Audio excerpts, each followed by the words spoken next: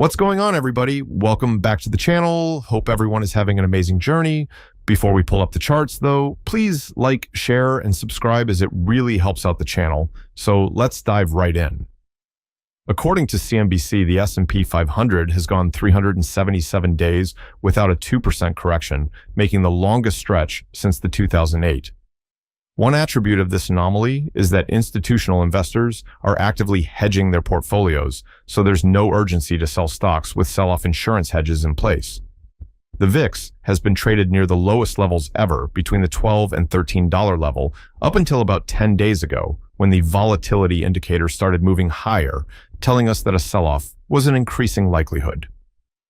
If you would like to get these alerts after we make a buy or sell, get a 7-day free trial by going to my Patreon. I'll drop a link in the description below for those that like to trade options.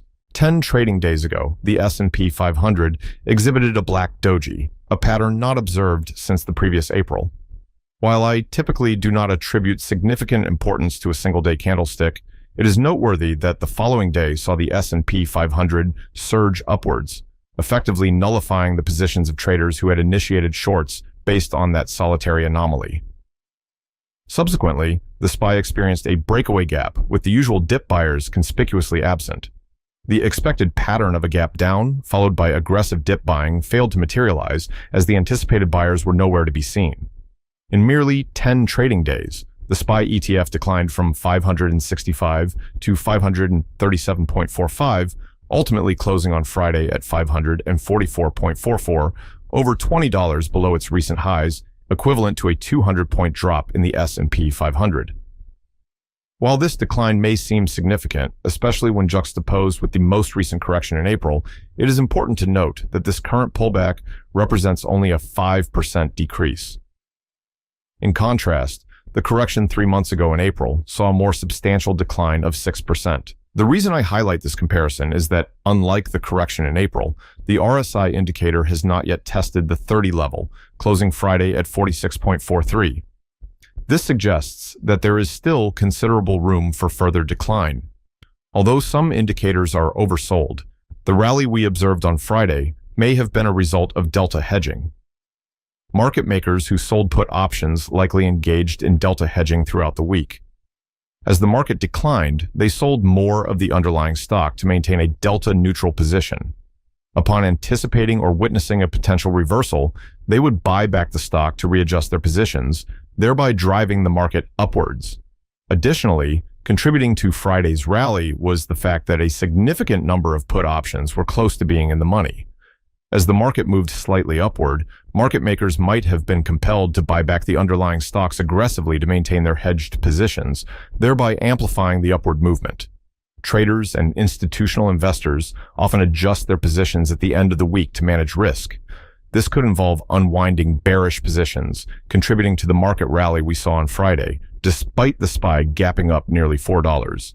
Our options trading group successfully secured a 90% gain in SPY options on Friday.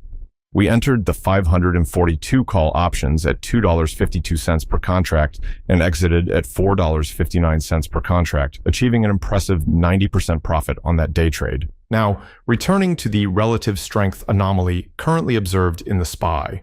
With the RSI still at 46, it indicates that the market has not yet entered oversold territory. This suggests that further decline is possible before a significant reversal occurs. The RSI is a valuable indicator of the strength and momentum of the current trend. A higher RSI during a downtrend implies that selling pressure may persist.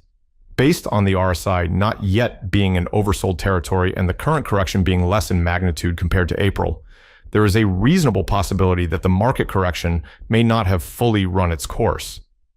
Next week, if the price can rise above the chandelier exit, currently at 548.10, it would increase the odds of a retest of the 552 to 553 range.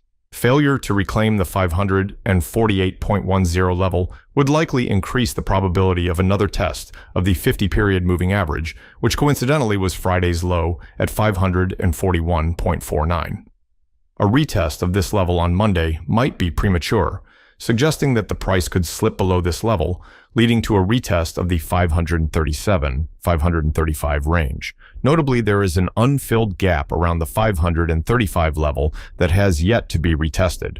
Below that is another untested gap between 532 and 526, and with the RSI being below 50 and nowhere near 30, that in itself increases the odds of the most recent breakout candle at 531.35 to get tested sooner rather than later if price closes back below the 541.48 level again. In the last 10 trading days, price has retraced exactly 38.2% on the Fibonacci scale.